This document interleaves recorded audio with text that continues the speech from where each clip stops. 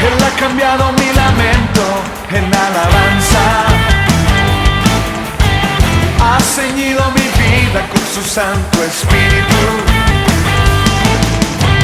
Ha transformado el agua en vino. Al tercer día se hicieron unas bodas en Caná de Galilea. Juan 2, 1a. Él ha cambiado mi lamento en alabanza. Buenos días, los saludo hoy 19 de marzo, mes de renuevo. Ha transformado el agua en vino. Les doy la bienvenida a nuestro tiempo de comunión de los domingos en la mañana. El tema general, Juan capítulo 1. Hay vino celestial. Hay vino celestial. Esta vez nos corresponde el plan de Dios. Hay vino celestial. Hay vino celestial. Hay vino celestial. Buenos días, hermanos, que Dios les bendiga. Vamos a continuar con la serie que iniciamos el domingo anterior en Juan capítulo 1. Son 3 partes solamente.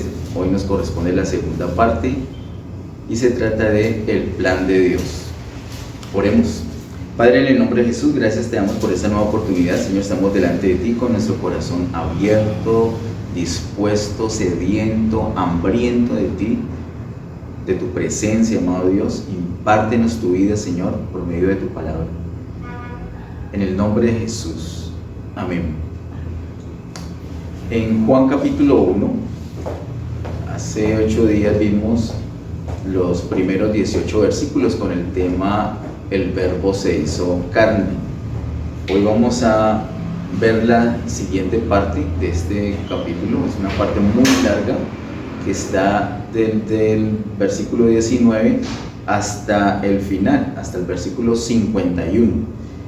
Y esta sección le he colocado un título que creo que recoge lo que está allí, y es el plan de Dios. Es muy importante que todo creyente conozca el plan de Dios. Acerca del plan de Dios hemos hablado en varias ocasiones y he hecho notar que hay una referencia al término, pero sin saber con precisión de qué se trata el plan de Dios. De igual manera, el propósito de Dios. Aquí en Juan capítulo 1, y particularmente entre los versos 19 hasta el final, vemos condensado el plan de Dios. En la palabra, en toda la Biblia, se revela ese plan, pero particularmente en estos versículos. Les invito a que estemos muy atentos para que nos demos cuenta cuál es ese plan. Es fácil confundir el plan de Dios con otras cosas que pueden ser muy buenas, muy positivas, beneficiosas, pero que no son el plan de Dios. En Juan capítulo 1 vamos inicialmente a mirar los versos 19 al 25.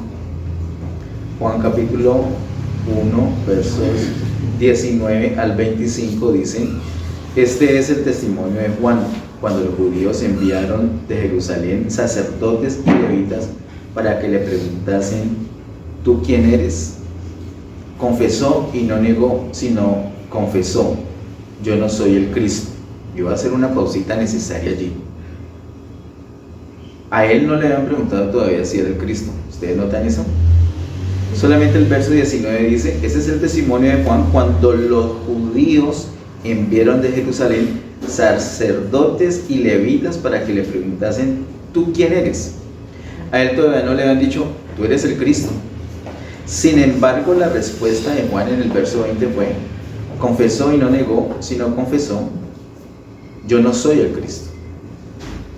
Juan ya sabía las intenciones que tenían estos religiosos. Note que el verso 19 nos está señalando la clase religiosa del momento, porque los judíos enviaron sacerdotes y levitas de Jerusalén.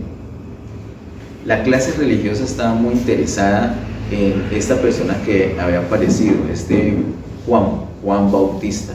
Después de tantos siglos de silencio del Señor, recuerden que la última palabra del Señor fue en Malaquías, y después hubo un silencio completo.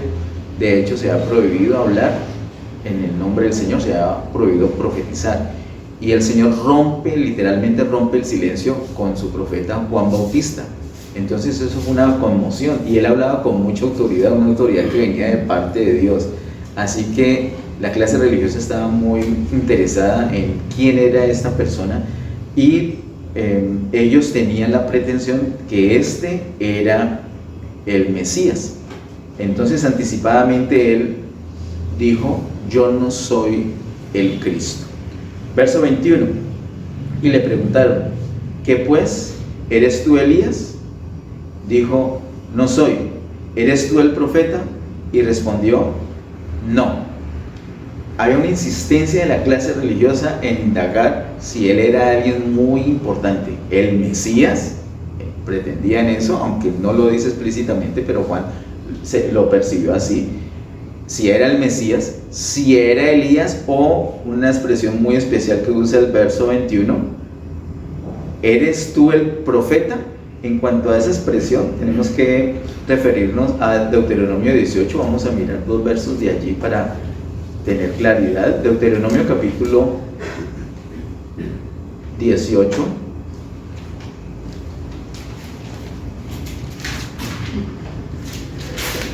verso 15. Deuteronomio 18, verso 15, dice: profeta de en medio de ti, de tus hermanos como yo, te levantará Jehová tu Dios, a él oiréis. El Señor ya había hecho esta promesa al pueblo de Israel, y desde allí, imagínense, desde allí estaban esperando que llegara, como lo dice literalmente, el profeta. El verso 18 también nos dice al respecto: profeta les levantaré de en medio de sus hermanos, como tú, y pondré mis palabras en su boca, y él les hablará todo lo que yo le mandare. Así que ellos estaban esperando el profeta. Por eso les dicen en la última parte del verso 21: ¿eres tú el profeta? ¿Eres tú alguna persona importante? Ellos tenían la pretensión que Juan era una persona muy importante. Si no era el Mesías, era Elías por lo menos, o el profeta, ese profeta prometido. Y este es un asunto que no ha variado en la clase religiosa. Los religiosos siempre están buscando a alguien importante que hable de parte de Dios. No le presten mucho atención si alguien tiene una pinta sencilla, no le presten atención. Yo tengo una anécdota muy graciosa y un poco penosa también. Por lo penoso no voy a decir el nombre, porque se trata de un siervo muy hermoso que varios de aquí, el pastor Ariel conoció, varios de aquí conocieron. Él vive en Bogotá y había venido a ministrar a los jóvenes. Eso fue por el año, hace años, tal vez 1996 más o menos, 95 o 96, y había venido a ministrar a los jóvenes, y por esos días estábamos participando en lo que se llamó Asmiser Juvenil. Era un grupo muy especial. Trabajábamos con varias iglesias locales de la ciudad, y hicimos un evento de jóvenes, y esperábamos un gran predicador. Nos habían hablado bellezas de él y esperábamos ese predicador. Recuerdo que el vuelo de él se atrasó como 2 horas, y mientras estábamos en el lugar esperando se fue la energía, recuerdo, y entonces todos nos salimos del lugar afuera a esperar, y nada que llegaba. Nosotros esperábamos ver a alguien que viniera por lo menos con una corbatica vino tinto como mínimo, o una chaqueta, o de pronto alguien alto, alguien mono con ojos claros, un gringo que nos viniera a profetizar, alguien que tuviera una apariencia llamativa, como atractiva, como que uy, tiene algo que decir, alguien que tuviera como un encanto en su apariencia, alguien aprestante. Y estamos esperando ese, y no llegaba nadie con ese perfil. Cuando empezaron a llamarnos: por favor entren que ya llegó el predicador. Miren, ese lugar donde estábamos, esa iglesia tiene una puerta literalmente estrecha, no había manera que pasara por ahí y no nos diéramos cuenta, y él ya había entrado y no nos dimos cuenta. porque la apariencia de él no era una apariencia de predicador, era, sinceramente, qué pena lo voy a decir así, es la apariencia de cualquier persona. Y cuando nos llamaron y fuimos a verlo, él ni siquiera se había parado en la tarima, yo creo que lo hizo a propósito, y era difícil verlo porque era bajo de estatura. Era bajo de estatura. Cuando yo por fin me empiné para verlo, pues, cuando lo vi con unos jeans, con unas zapatillas, la camisa por fuera, yo dije, ay no, este es el que nos va a compartir la gran palabra, este es el gran predicador.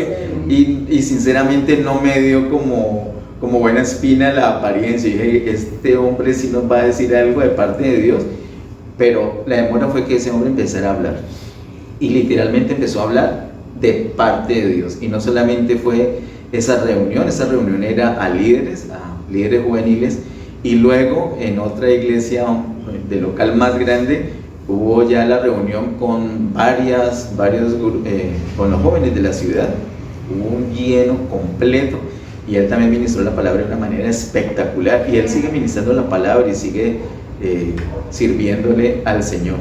No tiene la apariencia, pero sí tiene el encargo de parte de Dios, sí tiene algo de parte de Dios para comunicar, para ministrar. Y pienso que nosotros, con ese pensamiento, con ese estigma que tenemos, con esa marca religiosa, esperamos a alguien que hable de una manera especial, como si estuviera dando un poema o algo así, o que tenga una voz muy vigorosa, o que salte, que vibre, que tiemble, que no sé, que nos haga llorar, que nos conmueva hasta las entrañas. Pero ellos esperaban también en ese tiempo a alguien así. Eres el Mesías, no lo dijeron, pero él percibió que él se curó, se lo dijo, yo no soy el Mesías. De una vez les digo, les anticipo, yo no soy el Mesías. Entonces eres Elías como mínimo, o eres el profeta. Pero ¿qué le dice Juan? Verso 21, la última parte, y respondió, no. A todo él le respondió, no, yo no soy, yo no soy, yo no soy. Verso 22, le dijeron pues, ¿quién eres? Para que demos respuesta a los que nos enviaron. ¿Qué dices de ti mismo? Dijo, yo soy la voz de uno que clama en el desierto, enderezad el camino del Señor, como dijo el profeta Isaías. ¿Quién era?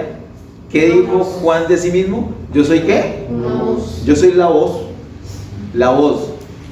Miren, ni siquiera era un profeta, ni siquiera se identificó como un profeta, como un siervo de Dios, como el precursor del rey. No, ni siquiera era una boca, no alcanzaba ni a hacer un labio, era solamente una voz. Yo soy la voz. Yo soy la voz de uno que clama en el desierto, enderezad el camino del Señor, como dijo el profeta Isaías. Dios nos ayude a tener esta fidelidad. Dios nos ayude. Dios nos ayude. La tendencia nuestra, yo creo, no lo digo por otros, de pronto por mí mismo, es que hagamos una presentación de alguien importante, alguien que tiene una revelación, alguien que es muy estudioso, alguien que es muy espiritual, alguien que tiene algo importante que comunicar, alguien que en sí tiene una importancia. ¿Para qué? Para llamar la atención, para que la gente venga, para que la gente acuda.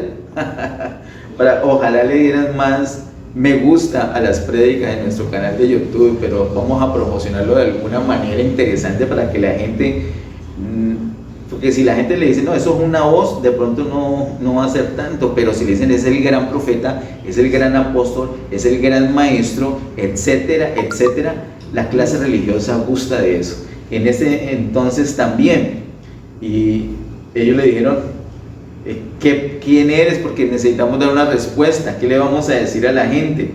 Entonces, Dios nos ayuda a tener esta lealtad, esa fidelidad.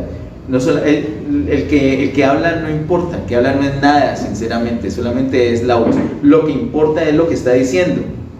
Enderezad el camino, como dijo el profeta Isaías. Todo lo que hablemos tiene que ser de acuerdo a lo que ya está profetizado en la palabra de Dios. Absolutamente todo lo que hablemos tiene que ser amparado, apoyado en la palabra de Dios, y tiene que ser de acuerdo al plan de Dios. Aquí se ve algo muy específico. y es que este profeta había sido enviado para enderezar el camino del Señor, para preparar la venida del Rey. Verso 24, y los que habían sido enviados eran de los fariseos, la principal clase religiosa, y le preguntaron y le dijeron: ¿por qué pues bautizas si tú no eres el Cristo, ni Elías, ni el profeta? Ellos le seguían chuzando, preguntando: bueno, no me digas que eres una voz, tienes que ser alguien realmente importante, porque es que estás bautizando. Si no eres ni el Cristo, ni Elías, ni el profeta, entonces ¿por qué bautizas? Lo están cuestionando a él, porque no por lo que estaba haciendo, sino por la incoherencia entre lo que estaba haciendo y la forma como se presentó. Yo creo que más de uno hubiera aprovechado la oportunidad de: bueno, yo soy enviado de Dios, Dios lleva siglos sin hablar, y yo soy el que tengo el privilegio, mejor dicho, aquí los voy a poner, mejor dicho, de rodillas todos, levanten las manos que les voy a lanzar una palabra de paz. Mejor dicho, hubiéramos hecho un espectáculo. Pero Juan se limitó a decir: yo soy una voz, y lo importante es lo que tengo que decirles. Esta primera parte que hemos mirado en este momento, del verso 19 al 25, nos muestra prácticamente todo el Evangelio de Juan, una tendencia que hay en todo el Evangelio de Juan. Si nosotros miramos entre los capítulos 3 y capítulo 11, vamos a ver que continuamente el Señor quería manifestar la vida, convertir literalmente el agua en vino, o lo muerto en vida. Y la principal oposición que tuvo, sobre todo entre los capítulos 3 y capítulo 10, fue la religión. La religión. Mire Nicodemo, por ejemplo. El Señor hablándole de nacer de nuevo, y él estaba bien centrado era en que quería recibir una palabra de maestro a maestro. Mire la mujer samaritana, siendo una mujer de mala reputación, pero apelaba a su contexto religioso una y otra vez. En el capítulo 5, cuando el Señor sanó a ese paralítico, qué problema con la clase religiosa, desde ahí dijeron: a este hay que matarlo. De ahí en adelante nosotros vemos tanta oposición de la religión. Yo quiero dejar sentado algo desde acá que nos habla el Evangelio de Juan, y es que la religión es contraria al propósito de Dios. Yo no estoy diciendo que la religión puede ser contraria al propósito de Dios. Lo que estoy diciendo es que lo es contraria. La palabra de Dios no es un libro de religión. Lo que el Señor vino a traer no es una religión. La religión era el obstáculo, uno de los obstáculos, tal vez el principal obstáculo que tuvo que romper, que tuvo que vencer el Señor Jesús para poder impartir la vida. En el capítulo 11, en el ejemplo del capítulo 11 de Juan, cuando el Señor resucita a Lázaro, es cuando menos oposición religiosa vemos. Ahí la oposición es por el parecer, por el pensamiento humano, y eso porque eran amigos de él. Marta, María y Lázaro eran muy amigos de Jesús como para tener ese estigma religioso. Sin embargo, después de la resurrección de Lázaro, en el capítulo 12, cuando ellos están en Betania y tienen esa comunión tan especial, viene la religión nuevamente a oponerse. Así que lo que vemos en todo el Evangelio de Juan es la oposición de la religión al propósito de Dios, al plan de Dios. El plan de Dios va por un lado, la religión va por otro. La religión va en contra, quiere detener el plan de Dios. Por favor, todos los que escuchen esta palabra, por favor, yo les pido en el nombre del Señor, tengan mucho cuidado, tengamos mucho cuidado de no confundir el plan de Dios con religión, porque la religión se opone al plan de Dios. Miremos ahora los versos siguientes, del 26 al 31, por favor. Juan capítulo 1, versos 26 al 31, dicen: Juan le respondió diciendo: yo bautizo con agua, mas en medio de vosotros está uno a quien vosotros no conocéis. Este es el que viene después de mí, el que es antes de mí, del cual yo no soy digno de desatar la correa del calzado.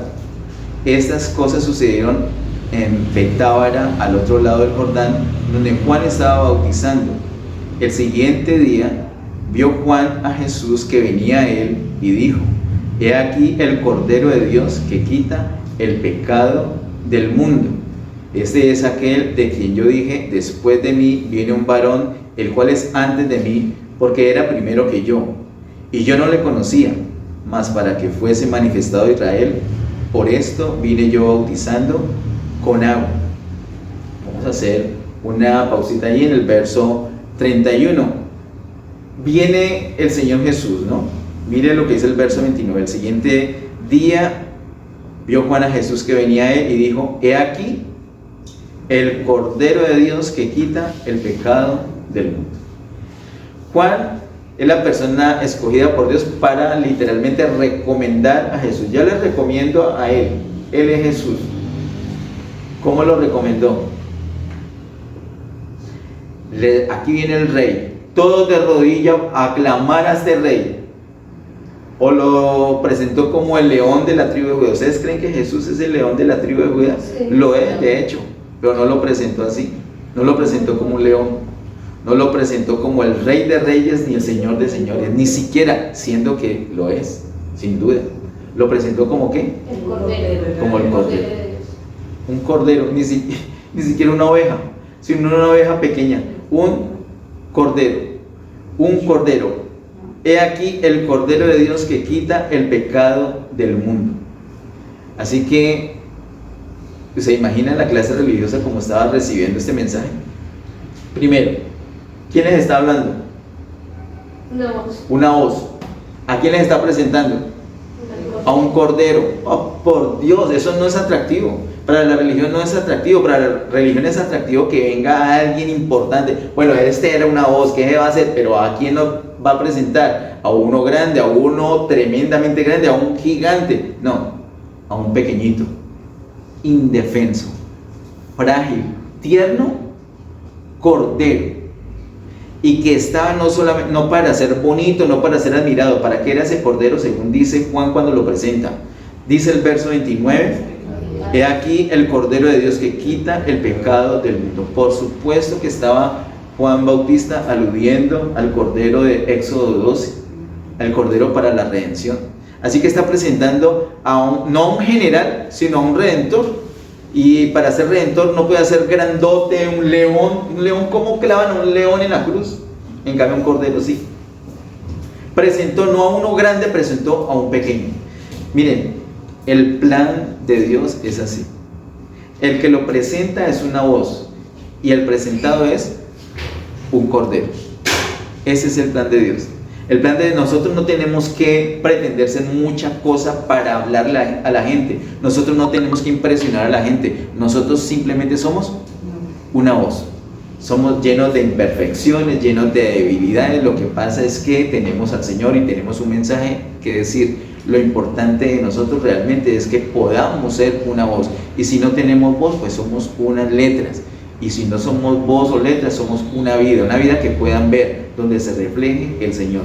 Y lo que se refleja, según nos muestra Juan Bautista, no es un general grande que viene a gobernar, sino un pequeño, frágil, tierno cordero que viene a morir. La necesidad de la gente en este momento no es un general enorme, poderoso, que venga a acabar con toda la injusticia, sino un cordero que venga a morir. La necesidad de la gente, la necesidad de todo el ser humano es la redención. Necesitamos urgentemente ser redimidos. Nosotros estamos bajo condenación de muerte por nuestros pecados. Se requiere, se necesita no a un general, no a un rey, se necesita es un corderito que muera por nuestros pecados. Una voz presenta a Jesús como un cordero. Vamos ahorita a los versos siguientes, versos 32 a 34. Versos 32 a 34 de Juan capítulo 1 dice: también dio Juan testimonio diciendo: vi al Espíritu que descendía del cielo como paloma y permaneció sobre él. Y yo no le conocía, pero el que me envió a bautizar con agua, aquel me dijo: sobre quien veas descender el Espíritu y que permanece sobre él, ese es el que bautiza con el Espíritu Santo. Y yo le vi y he dado testimonio de que este es el Hijo de Dios. Ya Juan Bautista había señalado a Jesús como un cordero. Ahora dice, en los versos siguientes, versos 32 en adelante, dice que vi al Espíritu que descendía del cielo como paloma y permaneció sobre él. Entonces mire el cuadro completo. Hay un cordero, hay una voz que está señalando a un cordero, y sobre el cordero viene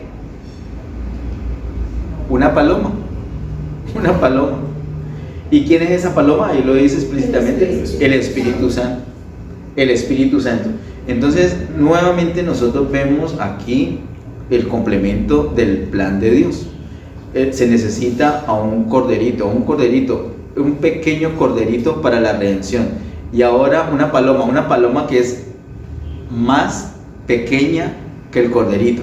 Nosotros tenemos la idea del Espíritu Santo como un gran poder, y sí, el Espíritu Santo nos da un gran poder, pero la muestra, la presentación de Juan Bautista aquí no es del Espíritu Santo como un gran águila salvaje que llena de poder, no, una frágil paloma, una paloma muy tiernita, muy bonita, pequeñita, que se posa sobre un cordero. Esa es la idea, eso es lo que está mostrando Juan en su evangelio. Recuerden que el apóstol Juan utiliza unas palabras muy especiales. Recuerden que Juan es un libro lleno de alegorías, lleno de señales. Cada palabra tenemos que mirarla en profundidad. No es un pájaro que se paró encima de una oveja. Es una intención de mostrar al Espíritu Santo de esta manera: una fragilidad, una ternura y también algo pequeño que se posa sobre el cordero. El cordero es para la redención, pero no solamente se necesita la redención, y ese es un asunto que el Evangelio de Juan trata cabalmente. No solamente en este capítulo, lo vemos en todo el Evangelio de Juan. Lo vemos en varios ejemplos. En el capítulo 3 hay un ejemplo con Nicodemo, cuando Jesús le habla de nacer de nuevo, pero no termina el capítulo allí, sino que el capítulo termina hablando de la iglesia. Nicodemo va a ser parte de la iglesia. Asimismo, el capítulo 1 de Juan, cuando habla del plan de Dios, que es nuestro tema de hoy, no termina con el cordero. Casi prácticamente empieza con el cordero, porque lo primero es la redención, pero se requiere también la paloma, se requiere también al Espíritu Santo. ¿Para qué el Espíritu Santo? El cordero es para la redención. Entonces, ¿qué es la redención? Como lo hemos visto con Juan capítulo 3 ya y con Juan capítulo 4. La redención quita los pecados por un lado, y termina con la vieja creación. Es algo de muerte, es algo relacionado con el arrepentimiento, con el agua. Pero se requiere el Espíritu Santo. ¿Para qué? Para la regeneración. El Espíritu Santo es para la regeneración, para la impartición de vida. Entonces, la obra del Cordero es una obra muy puntual, pero miren que la obra del Espíritu Santo no es una obra puntual, sino que es una obra permanente. Note que dice el verso 32: también dio Juan testimonio diciendo: vi el Espíritu que descendía del cielo como paloma y permaneció sobre él. Hay una característica especial del Espíritu Santo, y es la permanencia. La obra del Cordero fue un momento, fue inmolado en la cruz del Calvario, ya, fue un momento, ya, puntual. Tú recibes a Cristo un día, ya, naciste de nuevo, ya, eres redimido, ya. Pero viene el Espíritu Santo a morar en ti y permanece. El Espíritu Santo tiene una obra de permanencia, no es una obra puntual, sino que empieza el Espíritu Santo, viene para quedarse con los creyentes. Lo primero que hace el Espíritu Santo en la vida de un creyente es darle vida, darle la vida eterna. Eso se llama regeneración, como lo vemos con Juan capítulo 3. Lo regenera, pero no queda allí, sino que también lo transforma. Vamos a ver aquí en este capítulo 1, porque es el tema, el plan de Dios. No solamente es la redención, también viene la regeneración, pero no solamente la regeneración, también la transformación. Y vamos a ver aquí en ese mismo capítulo que no se queda en la transformación, sino que también va a la edificación. Y todo eso es gracias al Espíritu Santo. El Espíritu Santo entonces nos ayuda, o nos da la regeneración, nos da la transformación y nos da también la edificación. Todo eso es obra del Espíritu Santo. Juan Bautista, simplemente una voz, está presentando a un cordero con una paloma. Y la clase religiosa no puede recibir eso, no lo puede, no es atractivo para ellos lo van a desechar. Dios nos ayude a tener revelación de no desechar las cosas de Dios. Nosotros estamos como impresionados, de pronto es que Hollywood nos ha marcado mucho, las películas yo creo que nos han marcado mucho y queremos como un general, por eso es que votamos por generales que vengan a libertar nuestro país y después nos damos cuenta de lo que ya nos hemos dado cuenta en poco tiempo de gobierno.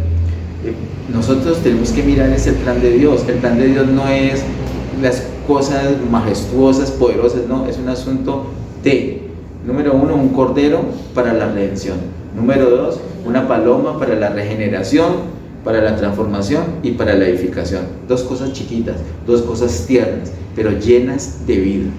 Por eso este evangelio de Juan es el evangelio de vida. El plan de Dios no es el plan para dar el poder, es el plan para dar vida. Ese es el evangelio de Juan, ese es el plan de Dios. Miremos entonces ahorita más adelante el verso 34 les decía, y yo le vi y he dado testimonio que este es el Hijo de Dios. Ahí lo presenta Juan Bautista como el Hijo de Dios por la señal de la paloma que permanece sobre él. Miren que vemos un cordero que es pequeño, una paloma que es pequeña, y más adelante en el mismo evangelio de Juan, ustedes recordarán, en el capítulo 12, verso 24, Jesús ya ni siquiera es del tamaño chiquitico de un cordero o más pequeñito como una paloma, sino más pequeñito. ¿Recuerden?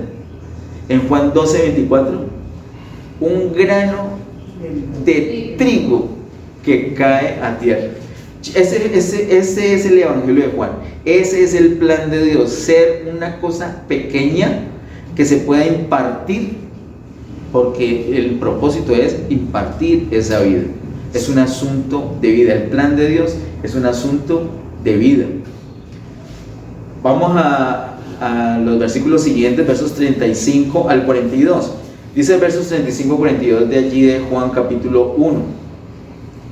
El siguiente día otra vez estaba Juan y 2 de sus discípulos, y mirando a Jesús que andaba por allí, dijo: he aquí el Cordero de Dios. Le oyeron hablar los 2 discípulos y siguieron a Jesús. Y volviéndose Jesús y viendo que le seguían, les dijo: ¿qué buscáis? Ellos le dijeron: Rabí, que traducido es maestro, ¿dónde moras?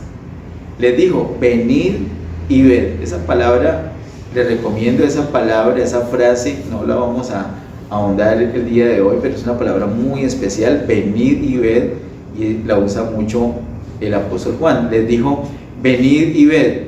Fueron y vieron donde moraba y se quedaron con él aquel día, porque era como la hora 10.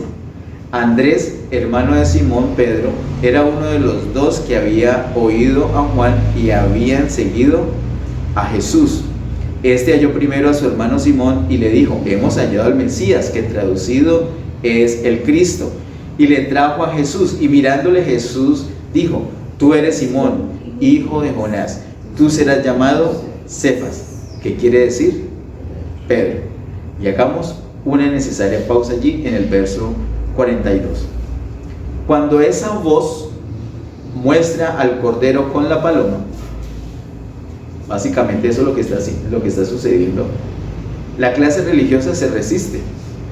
La clase religiosa no dijeron gloria a Dios y llamaron a toda la gente. No. ¿Cuántas personas fueron atraídas? Hasta aquí, hasta el relato que llevamos, ¿cuántas personas fueron atraídas? No, miremoslo bien. Miremoslo bien. Primero a 2. Ajá. Dice el verso 35, al siguiente día otra vez estaba Juan y 2 de sus discípulos, y ellos le siguieron. Jesús les dijo: ¿ustedes qué es lo que quieren? No, pues queremos saber dónde vives. Ah, vengan y miren. Habían 2 discípulos atraídos.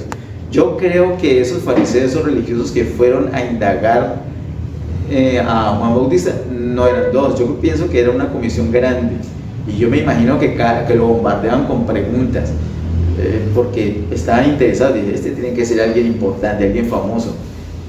Pero ellos no fueron atraídos.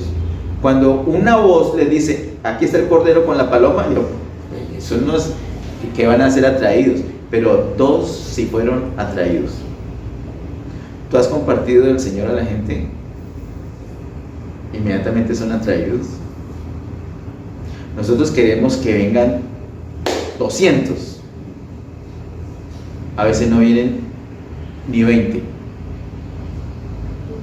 Nosotros no somos más grandes, sinceramente, que Juan Bautista. El Señor Jesús habla un poco más adelante, bueno, no aquí en Juan, pero en Mateo habla acerca de Juan Bautista y lo pone en un lugar que es inalcanzable. Es un lugar de privilegio Juan como profeta. Además, por el momento dispensacional que le tocó, una transición entre 2 dispensaciones.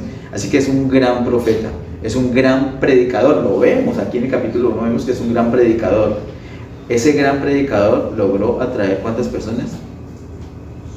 2 personas. Si nosotros hoy día hacemos esa cuenta, nosotros decimos, no, esto no está funcionando. Este esfuerzo evangelístico no está funcionando. Clausuremos, hagamos otra cosa porque no está funcionando. No vinieron 200 personas, no vinieron ni 20 personas, vinieron 2 personas. Y no hizo ningún milagro. Y sin milagros. 2 personas apenas, vinieron 2 personas. Entonces, no es por aquí la cosa. Cambiemos la música, cambiemos la hora, cambiemos el vestuario, cambiemos el tema, cambiemos la dinámica, porque apenas hemos atraído a 2 personas. Juan atrajo a 2 personas. ¿Qué les dijo? Yo soy una voz y yo vengo a hablar lo mismo que Isaías. Yo vine a decir que enderecen el camino y les presento al Cordero con la paloma. Total, atraídas 2 personas. ¿Cuáles eran esas 2 personas? Andrés y Simón. No, las 2 personas que fueron atraídas primero. No, y uno, creo que Juan. El verso 40 dice, Andrés, hermano de Simón Pedro, era uno de los 2 que había oído a Juan. El otro necesariamente era Juan, no Juan Bautista, por supuesto, sino Juan, el apóstol Juan, que era discípulo de Juan Bautista. Así que los 2 discípulos que fueron atraídos inicialmente fueron Andrés y Juan. Pero miren lo que sucede, hermanos. Nosotros no podemos pensar que cuando vayamos a predicar, los primeros que van a venir son los Pedros, o los Pablos, o los Juan. No, miren la importancia de que haya venido un Andrés. ¿Ustedes han visto todo lo que la Biblia dice de la obra del ministerio de Andrés? No, pero ojo, ¿qué hizo Andrés? Andrés, verso 40, dice, hermano de Simón Pedro, era uno de los 2 que había oído a Juan y habían seguido a Jesús. Este halló primero a su hermano Simón y le dijo, hemos hallado al Mesías, que traducido es el Cristo, y le trajo a Jesús. Y Pedro, ¿sí conocemos algo? ¿Alguito conocemos de ese Simón que el Señor le cambió el nombre y le puso Pedro? Por supuesto que sí, es una bendición continuamente para nosotros. Nosotros tenemos que ser fieles, nosotros tenemos que ser simplemente una voz que muestra al Cordero con la paloma. Y le decimos a la gente, tiene que enderezar el camino.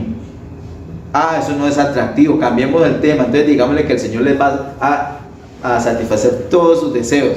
No, nosotros no somos para predicar al genio de la lámpara. Nosotros estamos para predicar ¿a quién?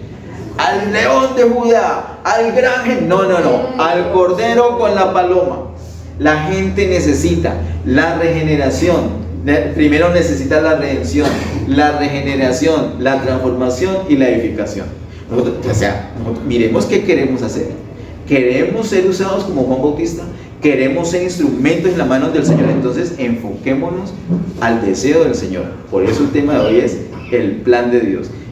Riñe una y otra vez con principios religiosos y seguirá esa diferencia, porque la religiosidad se opone al plan de Dios.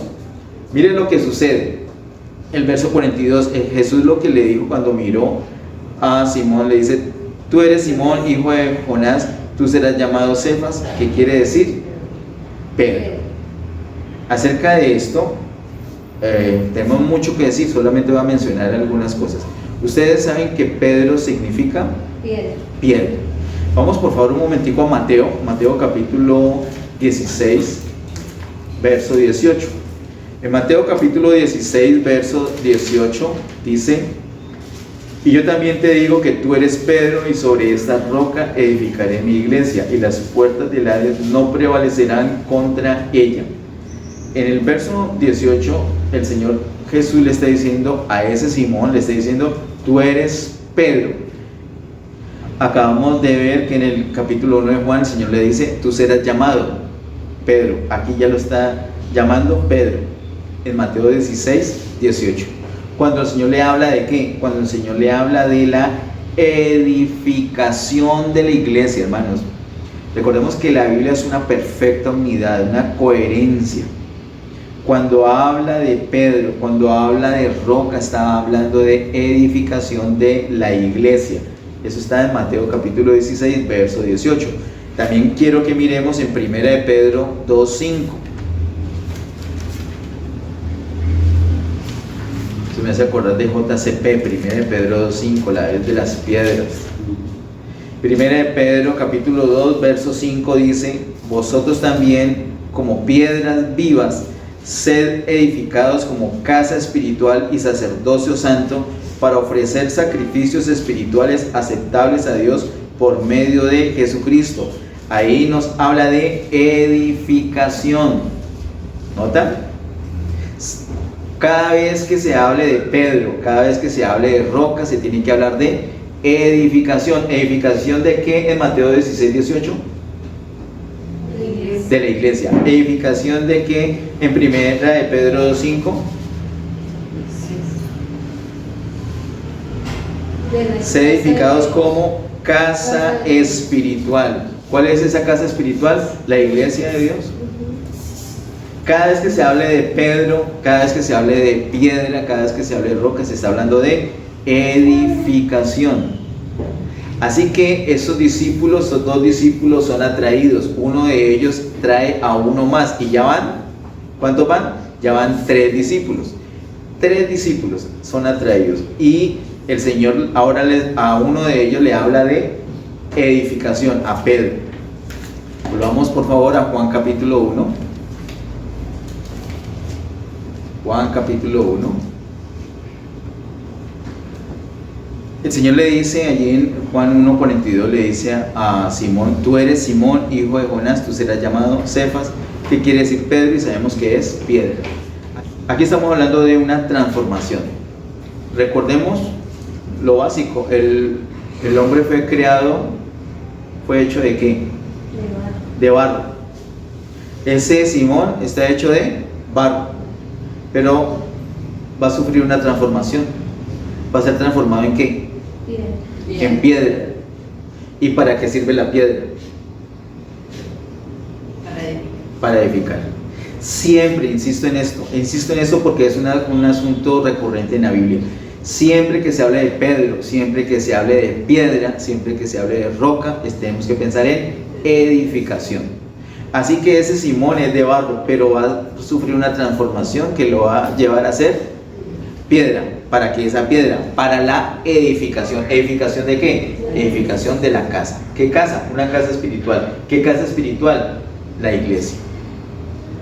Este es el plan de Dios. Vamos ahora a los versos siguientes, versos 43 al 51. En la última parte, esta es nuestra parte final.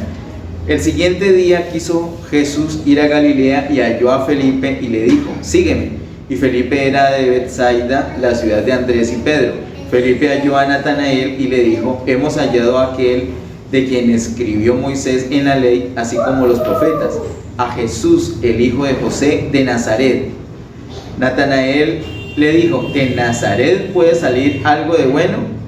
Le dijo Felipe: ven y ve. Voy a hacer una pausita necesaria en el verso 46. ¿Cuántos discípulos van atraídos hasta el momento? 3.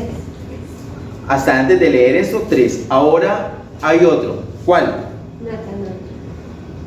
antes de Natanael, Felipe. Y Felipe le habla a Natanael para completar un grupo de 5.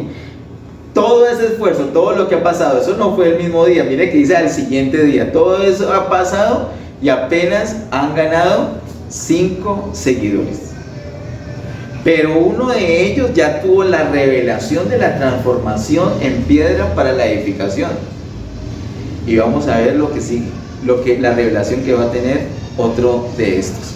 Ahora, Felipe, de muy buena fe, salió a testificar, ¿no? Y nosotros también debemos hacerlo, y también de buena fe.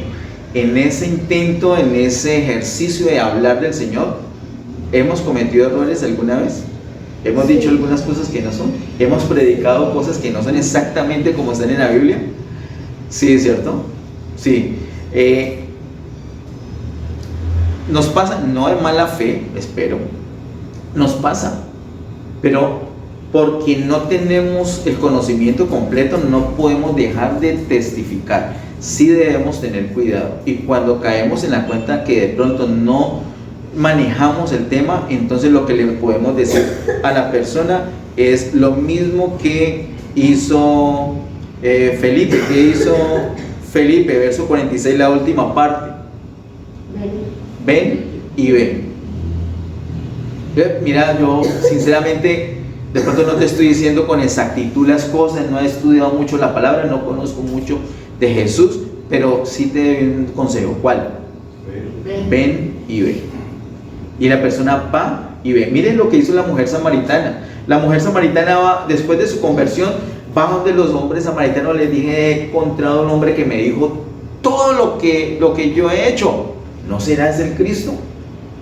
Ese mensaje de ella era como frágil, como débil, y algunos creyeron, inclusive otros no le creyeron, pero fueron y vieron. Y después le dijeron: no, ya no creemos solamente por tu dicho, sino que nosotros ya en persona hemos conocido al Señor. ¡Qué bendición! Nosotros debemos atraer a la gente al Señor Jesús, y cuando de pronto ya no tenemos el conocimiento o los argumentos coherentes, entonces le podemos decir a la gente: vengan y vean, vayan a la célula, vayan a la iglesia, vayan a la reunión de oración, vayan que se va a orar por los enfermos. O sea, yo no tengo, digamos, el fundamento de lo que me estás preguntando, pero venga y vea, venga y mire, vaya, experiméntelo, conózcalo personalmente. Hay muchos Felipes. Este Felipe realmente dijo dos cositas que no son. ¿Qué le dijo? ¿Cómo le dijo Felipe a Natanael? Verso 45. Felipe halló a Natanael y le dijo: hemos hallado a aquel de quien escribió Moisés en la ley, así como de los profetas, a Jesús. ¿Qué más dice? El hijo de José de Nazaret. Pregunto: ¿Jesús era hijo de José? No era hijo de José, pero así le dijo. ¿Lo hizo de mala fe por engañarlo? No, porque es que él apenas recién estaba siendo atraído, y aunque conocía las escrituras, porque está diciendo: miren, hemos hallado a aquel de quien escribió Moisés en la ley, no tenía esa revelación perfecta, completa. Ahora, lo segundo que le dice Felipe a Natanael es que Jesús es ¿de dónde? De Nazaret. Pregunto: ¿Jesús es de Nazaret? Tampoco, ni lo uno ni lo otro, pero le estaba hablando del mismo Jesús. Sí. Ahora, ¿era fácil para Felipe pensar que Jesús era hijo de José? Sí. ¿Era fácil para Felipe pensar que Jesús era de Nazaret? Sí. Pues total. Pero tenemos que procurar en lo posible ser muy puntuales con lo que dice la palabra de Dios.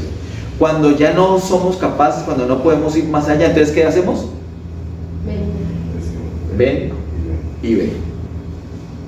No vamos a sostenernos nosotros, no, yo no voy a quedar mal con este, no, eso, si me consta, yo estuve en el parto, sí, claro, él nació en el, si yo lo, no. De pronto no estamos como tan seguros.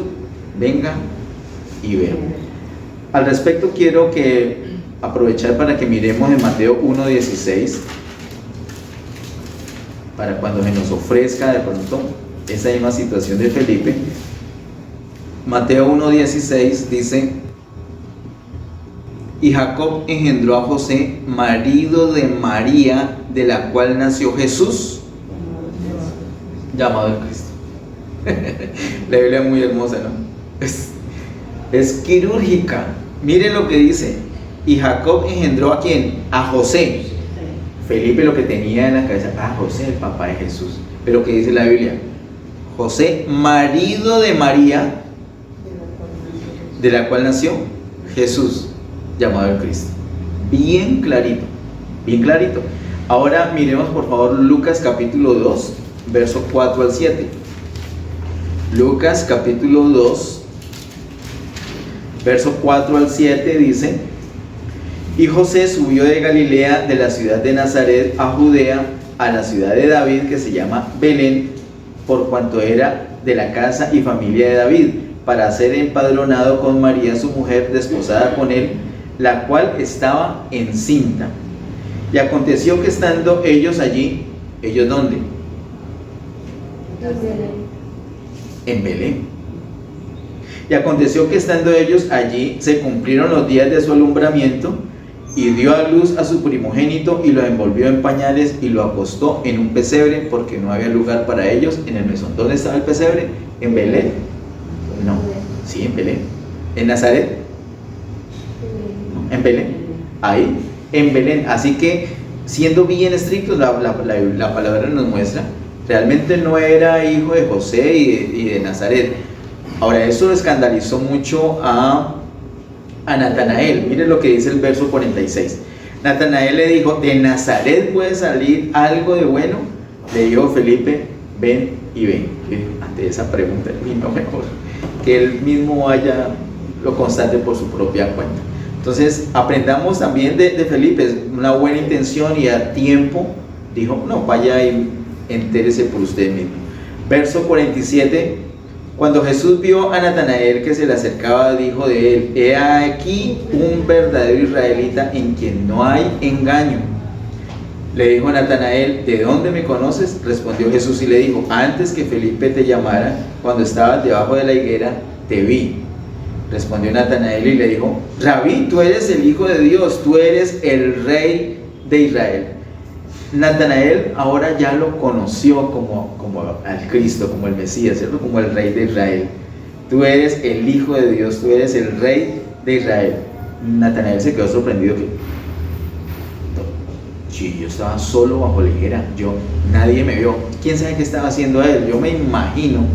Esto me hace acordar algo que nos pasó, Sara, en el año 2006, una profecía. Nos dijeron: estabas aquí arrodillado haciendo esto en la sala de tu casa, Dios mío, cuando nos dijeron eso, yo dije: Dios mío bendito, esto sí es de parte de Dios. ¿Quién se iba a dar cuenta? Eran como las 2 de la mañana. ¿Quién se iba a dar cuenta que estaba allí y que estaba orando, y que estaba orando específicamente eso? ¿Quién se va a dar cuenta? Solamente Dios. Entonces la profeta dijo eso: te vi cuando ya me desarmó. Ya sabía que lo que venía era de parte de Dios, y efectivamente a los años se cumplió. Se demoró unos años y se cumplió cuando viene de parte de Dios. Y entonces ahora Natanael ya le quitó todas las defensas. Porque está diciendo que de Nazaret va a venir algo bueno. Y el Señor le dice: yo te vi. Se quedó sin palabras. No, esto es de parte del Señor, este es el Hijo de Dios. Versículo 50. Respondió Jesús y le dijo: porque te dije, te vi debajo de la higuera, ¿crees? Cosas mayores que estas verás. Y le dijo: de cierto os digo, que aquí adelante veréis el cielo abierto y a los ángeles de Dios que suben y descienden sobre el Hijo del Hombre. Esta revelación no se la dio a Felipe, se la dio a Natanael. La revelación de la piedra no se la dio a Andrés, se la dio a Pedro. Yo creo que si nosotros fuéramos Jesús, si yo fuera Jesús, yo le hubiera dicho a Andrés, que llegó primero: Andrés, tú ya no te vas a llamar Andrés, tú vas a llamarte Pedro. Pero Jesús sabía a quién era que había escogido, a quién decirle. Es la soberanía del Señor actuando en esos discípulos. Hasta ahora, ¿cuántos discípulos son atraídos? 5 discípulos son atraídos. 5 discípulos son atraídos por el testimonio, por el mensaje de esa voz que señaló al Cordero con la paloma. 5. Y 2 de ellos tienen revelación grandísima.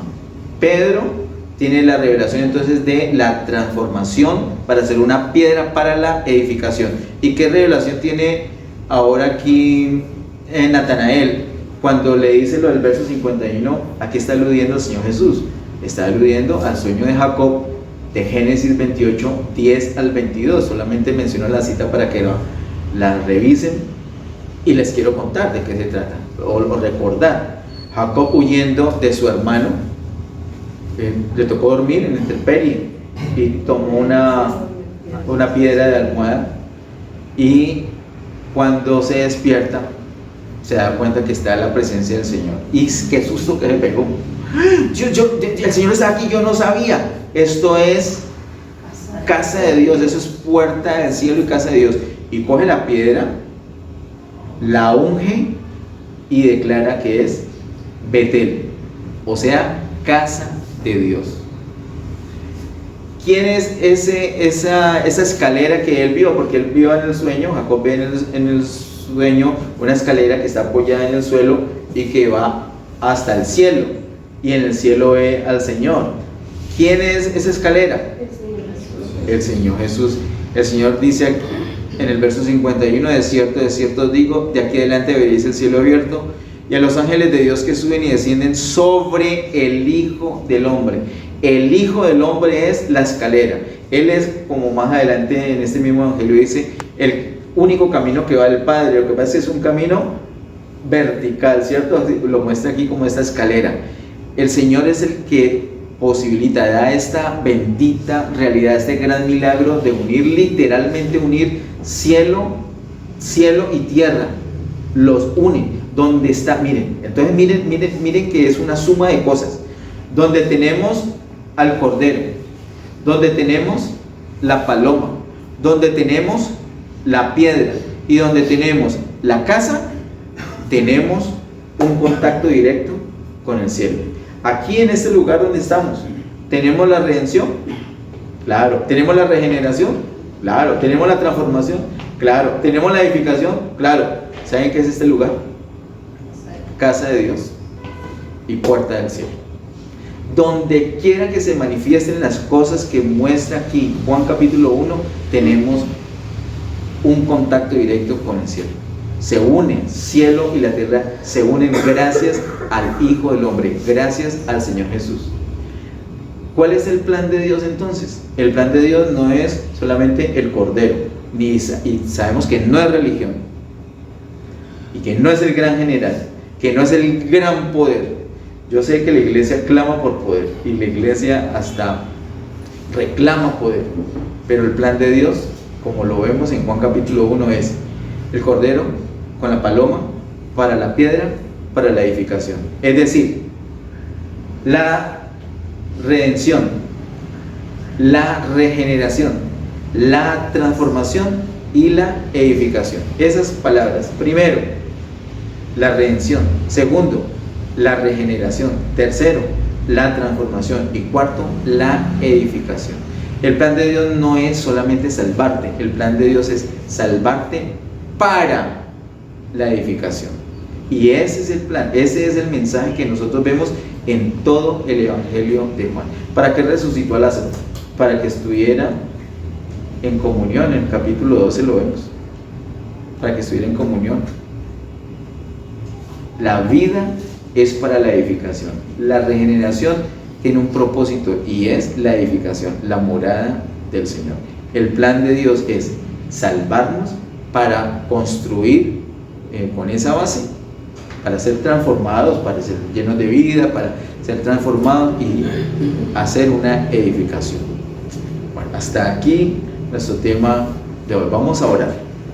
Padre, en el nombre de Jesús, gracias por este tiempo, gracias por tu palabra, gracias por tu gran amor, tu misericordia, gracias por tus diseños, gracias por el Cordero, por la paloma, por la piedra, por la edificación. Gracias, Señor, por permitirnos, Señor, hemos vivido esto. Gracias por transformarnos para ser esas piedras vivas que ahora necesitamos ser edificados como casa espiritual. Gracias, amado Dios, pido tu bendición para todas las personas que estuvieron en esa casa que es casa de Dios y puerta del cielo. Gracias, Señor, por las personas que se conectaron virtual. Cada uno de esos lugares también son puerta del cielo. Gracias por las personas que van a ver esta prédica luego en el canal de YouTube. Amado Dios, oro, Señor, que todos seamos instruidos en tu verdadero plan, en lo que realmente es el plan de Dios. A ti, solamente a ti, toda gloria, honra y honor por siempre. En el nombre de Jesús. Amén. Que Dios les bendiga. Amén. Gloria al Señor.